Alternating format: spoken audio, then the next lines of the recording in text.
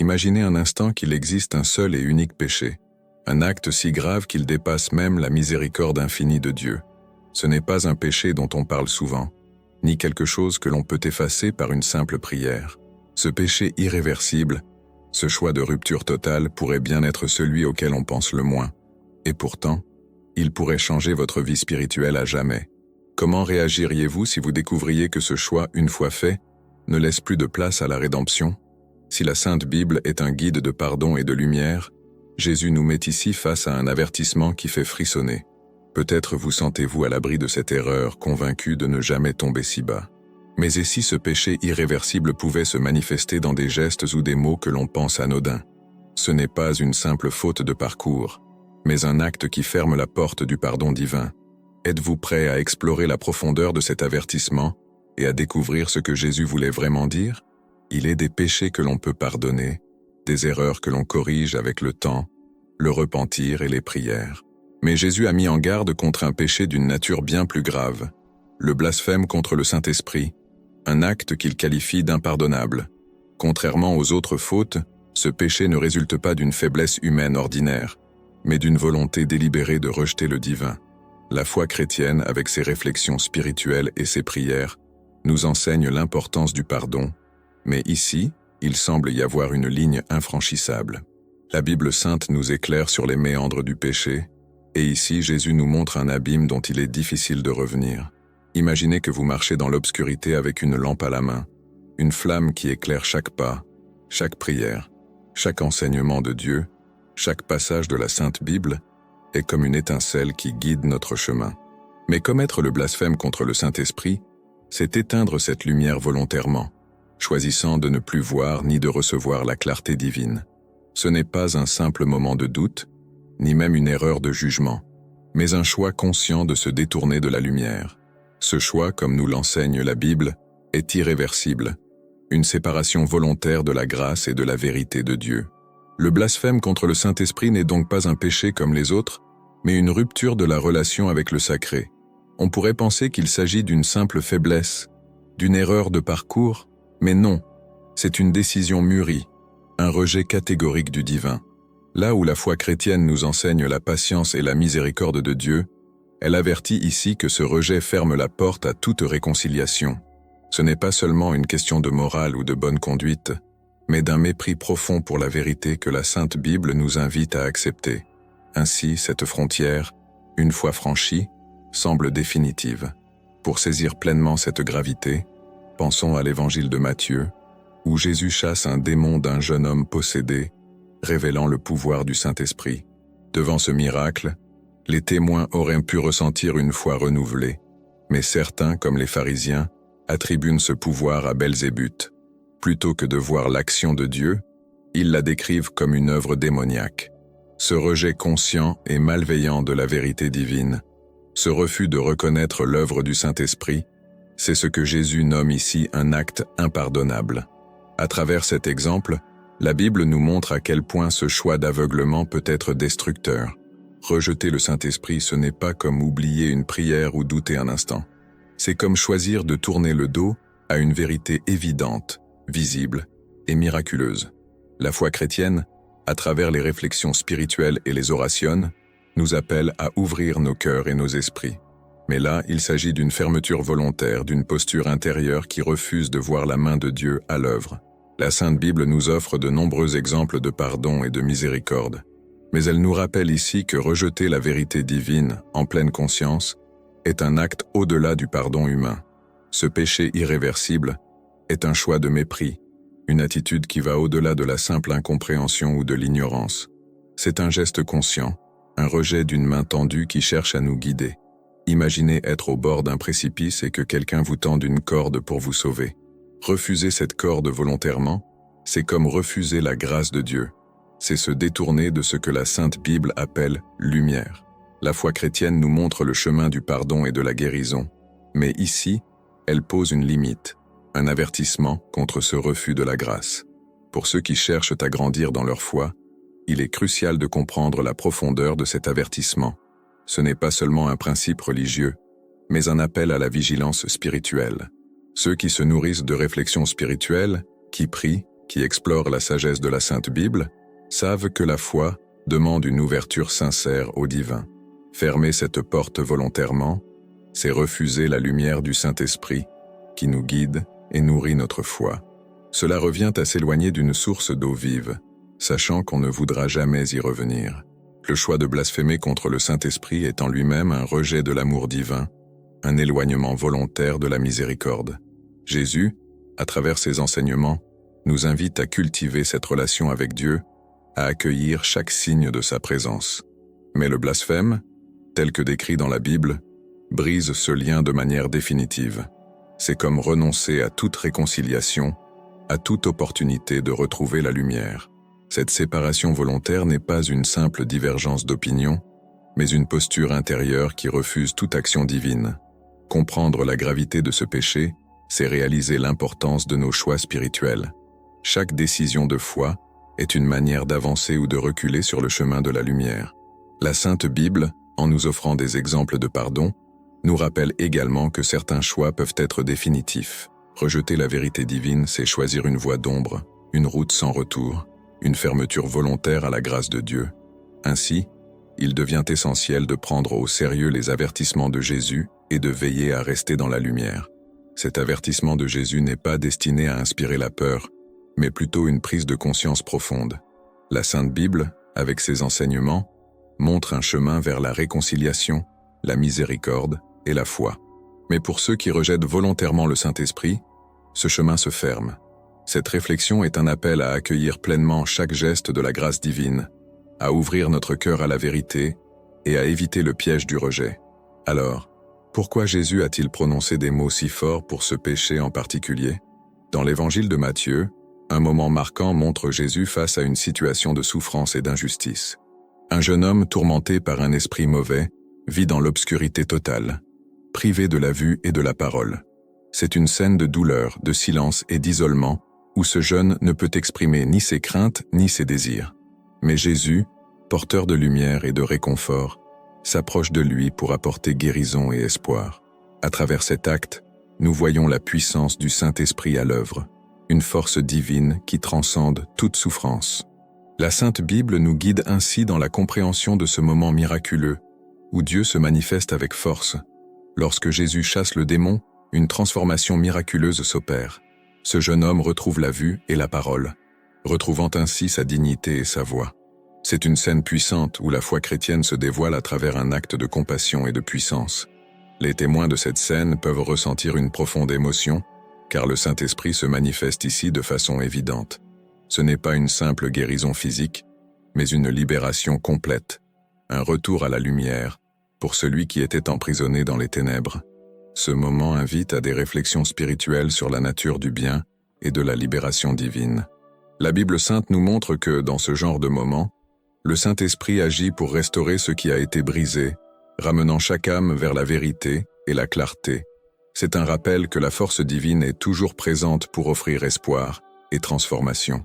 Cette guérison n'est pas seulement pour le corps, mais aussi pour l'esprit et l'âme. Une renaissance que seules les prières et la foi peuvent inspirer. Dans ce passage, Jésus incarne le pouvoir de Dieu, celui qui libère, guérit et restaure. Ce moment marque une victoire de la lumière sur l'obscurité. Mais, comme souvent, certains regards ne voient pas la lumière divine qui se déploie ici. Dans cette scène, quelques pharisiens, témoins de ce miracle, choisissent une interprétation malveillante, attribuant la guérison non pas à Dieu, mais à une puissance obscure. Ils accusent Jésus de chasser les démons par l'entremise de Belzébuth, refusant ainsi de reconnaître l'œuvre du Saint-Esprit. Leur refus conscient, leur décision d'ignorer le miracle divin, illustre un rejet délibéré de la vérité. Ce déni est un acte de fermeture spirituelle, une cécité volontaire face à l'évidence. Cet épisode biblique nous met en garde contre les choix de cœur fermés, car rejeter ce qui est divin, c'est s'éloigner de la lumière. La foi chrétienne enseigne la reconnaissance du bien et de la bonté qui viennent de Dieu, mais ici, les pharisiens prennent la décision de détourner le regard. C'est un exemple puissant de ce que le rejet volontaire peut engendrer. Au lieu d'accueillir la grâce, ils lui tournent le dos. Cette attitude d'incompréhension volontaire est au cœur de ce que Jésus dénonce comme un blasphème contre le Saint-Esprit. Pour bien comprendre, Imaginons une personne voyant un acte de bienveillance et décidant de le salir par des mots de méfiance et de rejet. C'est ce que font les pharisiens ici, dans une démarche consciente de mépris. Ils voient mais refusent de croire. Ils assistent au miracle mais choisissent le déni. Dans la Sainte Bible, chaque miracle est un message, une preuve de la présence divine. Et pourtant, ici, certains préfèrent ignorer la lumière. Ce choix est ce que Jésus condamne, une fermeture volontaire à la grâce de Dieu. Le contexte de cette histoire montre que la foi chrétienne va au-delà des mots. Elle demande une ouverture sincère du cœur et de l'esprit. Les réflexions spirituelles et les orations ne suffisent pas si elles ne sont pas accompagnées d'une réceptivité à la vérité divine. Jésus nous enseigne ici que chaque acte de rejet conscient nous éloigne de Dieu. Dans la Sainte Bible, cette histoire est un rappel que voir et croire sont des actes de foi. C'est une invitation à se garder des jugements malveillants et à accueillir chaque signe de Dieu. Cette scène est aussi une leçon pour ceux qui cherchent à se rapprocher de Dieu. Elle montre l'importance de rester vigilant et réceptif. Ceux qui rejettent ce qu'ils savent être vrai choisissent un chemin de ténèbres. La Bible sainte insiste sur cette vigilance, car elle est essentielle pour éviter les pièges du rejet et du jugement. Jésus montre ici que le refus conscient, même face à l'évidence divine, est un acte destructeur. Il ne s'agit pas d'une simple erreur, mais d'une véritable barrière spirituelle que l'on s'impose. Ainsi, le contexte biblique de ce miracle est bien plus qu'une simple histoire de guérison. Il révèle l'impact du Saint-Esprit, mais aussi les risques de fermer volontairement les yeux sur la vérité. Cet épisode nous rappelle que chaque choix de rejet renforce notre distance avec la lumière de Dieu. La Sainte Bible ne cesse d'inviter à la réconciliation et au pardon, mais ici, elle nous met en garde contre les choix irréversibles. Ce refus de reconnaître l'œuvre divine peut mener à une voie sans retour. Finalement, cette histoire pose une question profonde. Jusqu'où sommes-nous prêts à accepter la vérité divine? Dans ce passage, Jésus appelle chacun à ouvrir son cœur et à éviter le piège du rejet malveillant. Cette leçon du contexte biblique est une invitation à toujours rechercher la lumière et à garder un esprit ouvert. Ce n'est pas seulement une mise en garde, mais un appel à la vigilance spirituelle pour éviter de sombrer dans l'obscurité. Et cela soulève un autre questionnement. Comment se manifeste le rejet conscient de l'Esprit Saint dans notre vie quotidienne? Dans l'histoire racontée par l'Évangile, nous voyons ici une réaction inattendue et choquante de la part des pharisiens face au miracle de Jésus. Plutôt que de reconnaître la puissance du Saint-Esprit à l'œuvre dans cette guérison, ils choisissent une posture de rejet et d'accusation. Au lieu d'attribuer cet acte à Dieu, ils l'associent au mal, déclarant que c'est par l'intermédiaire de Belzébuth que Jésus chasse les démons. Ce refus de voir la main de Dieu dans cet acte est bien plus qu'une simple méfiance, c'est un rejet malveillant. Ce geste n'est pas seulement une interprétation erronée, mais un choix conscient de tourner le dos à l'évidence divine. Le rejet ici n'est pas seulement un manque de compréhension, mais une volonté de refuser ce qui est bon et vrai. Les pharisiens, qui se considéraient comme gardiens de la foi, décident de fermer leur cœur et leur esprit à ce qu'ils voient. Dans la foi chrétienne, ce genre de rejet conscient est un acte grave, car il implique une fermeture volontaire au Saint-Esprit. C'est comme si l'on choisissait l'ombre plutôt que la lumière, en refusant l'évidence de la Sainte Bible. Jésus, dans ses enseignements, avertit que ce type d'aveuglement volontaire est une offense majeure à Dieu. Cette attitude de rejet et d'attribution malveillante est un choix délibéré de se couper de la grâce. Dans ce moment où la puissance divine se manifeste clairement, les pharisiens préfèrent la nier et la détourner. Plutôt que de reconnaître l'œuvre de Dieu, ils s'en détournent avec mépris, optant pour la suspicion et la condamnation. Cela nous rappelle que chaque acte de rejet est une barrière que nous imposons entre nous et Dieu. La Sainte Bible nous invite à la vigilance, car chaque décision de rejet conscient peut affaiblir notre foi chrétienne. Ce que font les pharisiens, c'est interpréter le bien comme le mal, une démarche de déni total de la vérité. Cette posture est une forme d'injustice spirituelle, une tentative de salir la pureté de l'œuvre divine.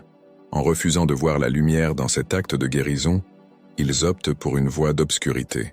Cet acte est profondément ancré dans une forme de mépris et de jugement malveillant. Ce choix de rejeter consciemment la vérité divine est au cœur de ce que Jésus appelle un blasphème contre le Saint-Esprit. Dans la foi chrétienne, il est essentiel de garder un cœur ouvert, prêt à reconnaître les signes divins. Or, ici, Les pharisiens montrent l'exemple opposé. Ils refusent d'accepter ce qui est évident, même lorsque cela se déroule sous leurs yeux. Ce rejet conscient est un acte qui éloigne de la lumière et ferme l'accès à la grâce. Ce n'est pas seulement une question de foi personnelle, mais une posture qui contredit les enseignements de la Sainte Bible. Ce refus volontaire de la vérité est, selon Jésus, un acte au-delà du pardon.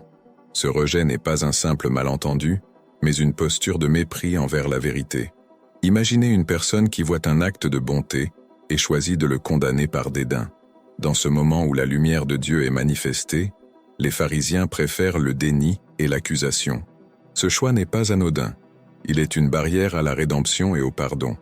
La Sainte Bible nous enseigne que ces barrières érigées volontairement sont dangereuses pour notre chemin spirituel. Ici, le rejet de l'œuvre divine prend une dimension particulièrement grave. Attribuer au mal ce qui vient de Dieu, c'est nier l'essence même de la foi chrétienne. C'est choisir de tourner le dos à la vérité et de s'enfermer dans le jugement. Ce rejet malveillant est une forme de fermeture d'esprit qui empêche toute réconciliation avec le divin. La foi, soutenue par des réflexions spirituelles et des orations, doit rester ouverte et réceptive à la lumière. Jésus avertit que cet acte de rejet volontaire est une offense majeure, car il va contre tout ce que la Sainte Bible enseigne. La foi chrétienne repose sur une quête sincère de la vérité, mais ce rejet en est l'antithèse. Refuser de reconnaître l'évidence divine, c'est refuser d'accueillir la grâce qui se manifeste dans nos vies. Ce rejet de la lumière est un choix qui, selon Jésus, ferme définitivement la porte au pardon, car ici, il ne s'agit pas d'ignorance, mais d'une décision délibérée de nier ce qui est vrai. C'est une forme de dureté de cœur que la Sainte Bible considère comme une barrière presque infranchissable. Cet épisode biblique nous met face à une question. Que se passe-t-il quand on rejette consciemment le divin? Ce choix de voir le mal dans le bien, de refuser la vérité divine, est un acte destructeur pour l'âme. La Sainte Bible nous montre que ces décisions de rejet conscient peuvent nous éloigner du chemin de Dieu. Jésus, dans cet enseignement, nous appelle à éviter cette tentation du jugement malveillant, car elle ferme la porte à toute réconciliation. Et cela pose une question cruciale sur la nature même du blasphème contre l'esprit. Dans cette réflexion, nous sommes invités à prendre conscience de l'importance d'un cœur ouvert et d'un esprit réceptif. Jésus nous montre ici qu'accuser le bien d'être mal est une forme de rejet profond, une décision qui peut altérer notre chemin spirituel. La foi chrétienne appelle à voir la vérité divine, à l'accueillir sans crainte. Ce rejet malveillant, cette fermeture volontaire, est ce que Jésus appelle un point de non-retour. Alors, comment comprendre plus en profondeur le sens de ce blasphème? Le blasphème contre le Saint-Esprit, tel que le décrit Jésus, n'est pas une simple erreur ou une hésitation passagère. Ce péché va au-delà des faiblesses humaines habituelles. Il s'agit d'un rejet conscient et déterminé de la vérité divine. Ce n'est pas un acte que l'on accomplit par inadvertance, mais une décision volontaire d'attribuer au mal ce qui est divin. Dans la foi chrétienne, ce choix représente un point de rupture. La Sainte Bible nous enseigne que la lumière de Dieu est toujours présente pour ceux qui la cherchent sincèrement. Mais ici, il est question de refuser volontairement cette lumière. Ce blasphème est un acte de rébellion contre l'essence même du sacré. Refuser l'œuvre du Saint-Esprit, c'est s'opposer directement à la force qui guérit et restaure. La foi chrétienne repose sur la reconnaissance de cette puissance divine, de cette énergie qui guide et inspire chaque croyant. Mais le blasphème, tel que l'explique Jésus, est une négation délibérée de cette vérité. C'est comme si quelqu'un refusait de boire à une source d'eau vive, tout en sachant qu'elle est la seule source de vie. La Sainte Bible nous montre que ce refus est bien plus qu'une simple ignorance. C'est un choix de rester dans l'obscurité malgré l'évidence. Pour mieux comprendre, imaginez une personne qui voit un acte de bienveillance et décide de l'interpréter comme une trahison. Ce n'est pas une simple méfiance, mais un choix de détourner le regard du bien. Dans la foi chrétienne, le Saint-Esprit agit pour guider et illuminer chaque âme. Mais ici, le blasphème consiste à refuser cette aide, à lui tourner le dos. Ce n'est pas un péché de faiblesse, mais de rébellion consciente contre ce qui est divin. La Sainte Bible avertit que ce type de rejet est une coupure définitive avec la grâce de Dieu. Cette signification du blasphème souligne l'importance de garder un cœur ouvert et réceptif. Dans la foi chrétienne, chaque prière, chaque réflexion spirituelle est une invitation à accueillir le Saint-Esprit. Mais ce péché, décrit dans la Bible sainte, est une fermeture volontaire, un refus d'accepter cette présence divine. Jésus avertit que ce rejet n'est pas seulement une barrière, mais une rupture définitive, car il refuse ce qui est vrai, bon et sacré. C'est un choix d'obscurité que Dieu ne peut pardonner, non par manque de miséricorde, mais par respect de la liberté humaine. Ce n'est pas un acte que l'on peut commettre par accident ou dans un moment d'égarement. Le blasphème contre le Saint-Esprit est une décision mûrie, une posture d'esprit qui refuse de reconnaître la main de Dieu. La foi chrétienne enseigne que même les doutes et les erreurs peuvent être purifiés par le repentir. Mais ici, il s'agit d'un choix de refus permanent. La Sainte Bible présente ce péché comme un point de non-retour, un rejet si profond qu'il ferme toute possibilité de pardon. C'est un choix radical qui enferme l'âme dans une forme d'isolement spirituel.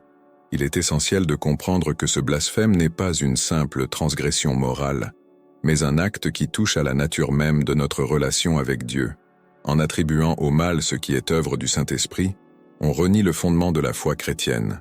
C'est comme renoncer à une relation d'amour et de vérité en choisissant sciemment de s'en détacher. La Bible sainte nous enseigne que ce choix est le plus destructeur, car il n'y a plus de volonté de retour vers Dieu. Le blasphème, dans ce sens, est un abandon de la quête de la lumière. Ce refus va au-delà de la simple résistance. C'est un rejet de la vie spirituelle elle-même. Dans la foi chrétienne, chaque croyant est appelé à grandir dans sa relation avec Dieu, à accueillir les signes du Saint-Esprit. Mais ici, le blasphème signifie un rejet de cette croissance, une décision de se fermer à toute transformation divine. La Sainte Bible montre que ce péché est une coupure nette, une forme d'auto-exclusion de la grâce divine. Jésus nous invite à éviter cette posture, à rester ouvert à la réconciliation et à la vérité. En attribuant au mal ce qui vient de Dieu, la personne choisit une voie de ténèbres, se coupant volontairement de toute rédemption.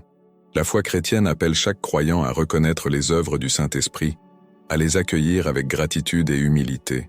Ce blasphème, en revanche, est un mépris conscient, une décision de se détourner du bien.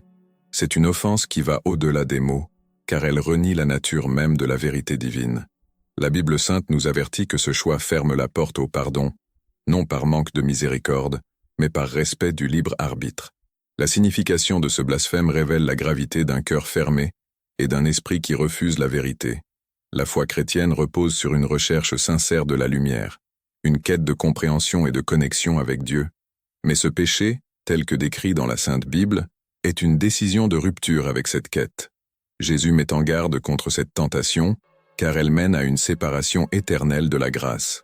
C'est comme choisir de marcher dans l'obscurité alors qu'on a la lumière à portée de main. Cette réflexion sur le blasphème contre le Saint-Esprit est une invitation à prendre conscience de la valeur de la vérité divine. Jésus, par cet enseignement, appelle chacun à cultiver un esprit ouvert, à éviter de tomber dans le piège du rejet volontaire. Ce péché est un rappel que certains choix sont irréversibles, qu'ils nous éloignent définitivement de Dieu. Et cela pose une question plus large. Comment faire pour garder notre cœur réceptif, pour accueillir chaque signe du Saint-Esprit et éviter cette fermeture? Vous voilà maintenant face à une vérité qui peut transformer votre vie spirituelle. La question est simple mais puissante. Que choisirez-vous de faire avec ce que vous venez de découvrir? Allez-vous garder votre cœur et votre esprit ouverts à la vérité divine, ou prendrez-vous le risque de vous éloigner de la lumière? Jésus a laissé cet avertissement pour une raison, pour que chacun puisse comprendre l'importance de chaque choix spirituel. Cette réflexion n'est pas seulement un enseignement, mais une invitation à la vigilance et à la croissance personnelle. Avez-vous déjà ressenti cette tentation de douter, de fermer les yeux sur des signes évidents de la grâce divine? Comment pouvez-vous vous assurer, dans votre quotidien, de rester réceptif à la lumière du Saint-Esprit? Chacun de nous est appelé à prendre des décisions qui influencent notre cheminement spirituel, et maintenant que vous savez cela, c'est à vous de faire ce choix en toute conscience. Si ce message vous a touché, n'hésitez pas à vous abonner et à activer les notifications. Ensemble, continuons ce voyage spirituel pour approfondir notre compréhension et rester ancrés dans la vérité. Car le chemin de la foi chrétienne est parsemé d'enseignements essentiels, et chaque jour nous offre l'opportunité de nous rapprocher de Dieu. Soyez prêts pour la suite car il y a tant à apprendre et à découvrir pour grandir spirituellement.